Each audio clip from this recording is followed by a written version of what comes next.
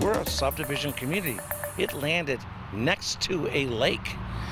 There are not very many empty properties next to lakes. This happens to be one of the rare properties there are. And so it's a miracle.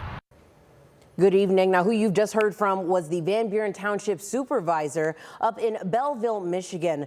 Now, this happened after an airplane malfunctioned in midair and crashed right next to Waverly on the Lake apartment complex. It happened during the Thunder over Michigan air show this afternoon. It's a two-day air show, of course, and it has more than 50 aircrafts at the Willow Run Airport. Now, Christy Gurlette has been on scene this entire time. Now, Christy, what can you tell us? I'm seeing some flashing lights behind you. Give us some details.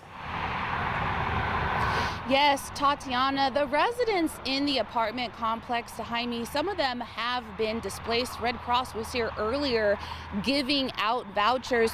There were no injuries to anyone in the apartment complex, but the two pilots, they were sent to the hospital. Take a look at the photos taken by CBS Detroit on scene earlier today. You can see just how close that plane came to the apartment complex. Now, this all happened around 4:30 this afternoon. The plane was a MiG-23 flying a part of the Thunder over Michigan air show. The supervisor of the Van Buren Township said that the plane appeared to have issues when flying over the Bellville Lake. That lake is a known turnaround point for planes in the show. Now, after the pilots ejected, the plane crashed in an old abandoned golf course, slid about 100 yards, taking out trees. It then came to a stop near one of the buildings in the apartment complex. The plane singed the outside of one of those buildings and burned a car. Structural engineers were on scene assessing the damage.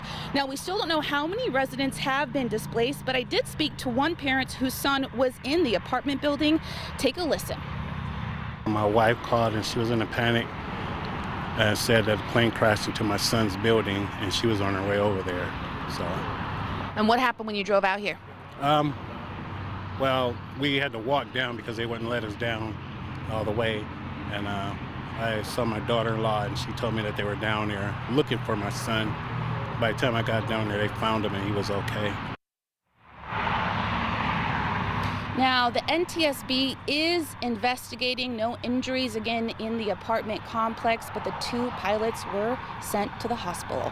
Reporting live, Christy Gurlette, WTOL 11.